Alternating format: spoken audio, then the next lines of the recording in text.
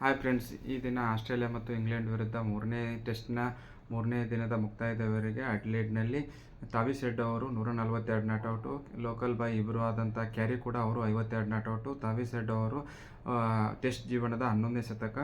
ಈ ಪಿಚ್ಚಲ್ಲಿ continue 4 century ಹೊಡೆದಿರುತ್ತಾರೆ. Bharat ವಿರುದ್ಧ 140, ಈ ದಿನ 142 ಇಂಗ್ಲೆಂಡ್ ವಿರುದ್ಧ, 175 ವೆಸ್ಟ್ ಇಂಡೀಸ್ ಜೊತೆ, ಇನ್ನೊಂದು ಸೆಂಚುರಿ ಕೂಡ ವೆಸ್ಟ್ ಇಂಡೀಸ್ ಜೊತೆನೇ ಹೊಡೆದಿರುತ್ತಾರೆ, 110. ಒಟ್ಟಾರೆ ಅವರು ಈ ಪಿಚ್ಚಲ್ಲಿ 4 ಟೆಸ್ಟಲ್ಲಿ 620 ರನ್ ಹೊಡೆದಿರುತ್ತಾರೆ. ಮೊದಲು ಇಂಗ್ಲೆಂಡ್ ಅವರು 286 ಕಾಲ್ಔಟ್ ಆಗಿರುತ್ತಾರೆ. Stokes 83, Archer 51 ಹೊಡೆದಿರುತ್ತಾರೆ.